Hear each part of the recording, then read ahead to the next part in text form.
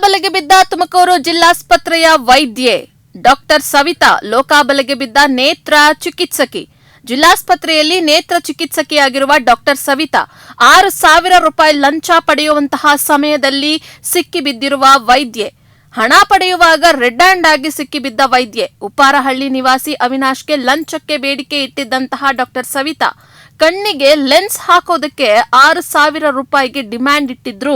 ಇದರ ಸಂಬಂಧ ಲೋಕಾಯುಕ್ತಕ್ಕೆ ದೂರು ನೀಡಿದಂತಹ ಅವಿನಾಶ್ ಇವತ್ತು ಮಧ್ಯಾಹ್ನ ಜಿಲ್ಲಾಸ್ಪತ್ರೆಯ ಸಿಬ್ಬಂದಿ ಮನೋಜ್ ಎಂಬಾತನ ಮೂಲಕ 6,000 ರೂಪಾಯಿ ಲಂಚ ಪಡೆದಿದ್ದಂತಹ ಡಾಕ್ಟರ್ ಸವಿತಾ ಲಂಚ ಪಡೆಯುವಂತಹ ಸಮಯದಲ್ಲಿ ರೆಡ್ ಹ್ಯಾಂಡ್ ಆಗಿ ಹಿಡಿದಿದ್ದಾರೆ ಲೋಕಾ ಟೀಮ್. ಲೋಕಾಯುಕ್ತ ಡಿವೈಎಸ್ಪಿ ಮಂಜುನಾಥ್ ನೇತೃತ್ವದಲ್ಲಿ ದಾಳಿಯನ್ನ ನಡೆಸಲಾಗಿದೆ. ಸದ್ಯ ಡಾಕ್ಟರ್ ಸವಿತಾ ಹಾಗೂ ಆಸ್ಪತ್ರೆ ಸಿಬ್ಬಂದಿ ಮನೋಜ್ ರನ್ನ ವಶಕ್ಕೆ ಪಡೆದು ವಿಚಾರಣೆಯನ್ನ ನಡೆಸ್ತಾ ಇದ್ದಾರೆ.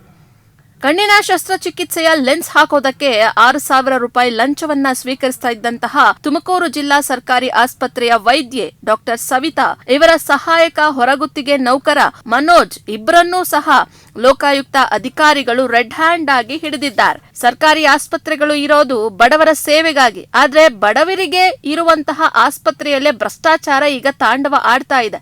ಬಡ ರೋಗಿಗಳಿಂದ ವೈದ್ಯರು ಸುಲಿಗೆಗೆ ಇಳಿದಿದ್ದಾರಾ ಅನ್ನುವಂತಹ ಅನುಮಾನ ಕೂಡ ಇಲ್ಲಿ ಶುರುವಾಗ್ತಾ ಇದೆ. ಬಡವರ ಬಳಿ ಹಣ ಇದ್ದಿದ್ರೆ ಸರ್ಕಾರಿ ಆಸ್ಪತ್ರೆಯನ್ನ ಹುಡುಕೊಂಡು ಯಾಕೆ ಅವ್ರು ಬರ್ತಾ ಇದ್ರು?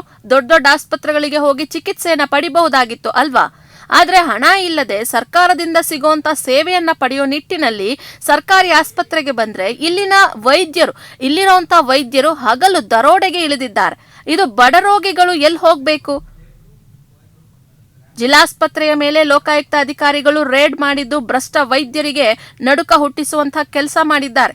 ಲೋಕಾಯುಕ್ತರ ದಾಳಿ ವೇಳೆ ತುಮಕೂರು ಜಿಲ್ಲಾಸ್ಪತ್ರೆಯ ನೇತ್ರ ಚಿಕಿತ್ಸಕಿ ಹಾಗೂ ಮತ್ತೋರ್ವ ಸಿಬ್ಬಂದಿ ರೆಡ್ ಹ್ಯಾಂಡ್ ಆಗಿ ಸಿಕ್ಕಿಬಿದ್ದಿದ್ದಾರೆ. ಇದು ತುಮಕೂರು ಜಿಲ್ಲಾಸ್ಪತ್ರೆಯ ನೇತ್ರ ಚಿಕಿತ್ಸಕಿ ಡಾಕ್ಟರ್ ಸವಿತಾ ಅವರು ಕಣ್ಣಿಗೆ ಲೆನ್ಸ್ ಹಾಕೋದಕ್ಕೆ 6,000 ರೂಪಾಯಿ ಲಂಚಕ್ಕೆ ಬೇಡಿಕೆಯನ್ನ ಇಟ್ಟಿದ್ದಾರೆ. ಯಾಕೆ?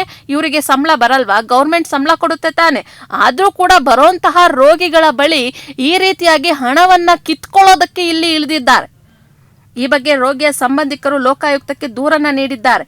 ದೂರು ನೀಡಿದಿರೋ ಬಳಿಕ ರೆಡ್ ಹ್ಯಾಂಡ್ ಆಗಿ ಲಂಚ ಪಡಿತಾ ಇದ್ದಂತಹ ನೇತ್ರ ಚಿಕಿತ್ಸಕಿ ಮತ್ತೆ ಆಕೆಯ ಸಿಬ್ಬಂದಿ ಇಬ್ರು ಕೂಡ ಲೋಕಾಬಲೆಗೆ ಈಗ ಬಿದ್ದಿರೋ ಅಂಥದ್ದು.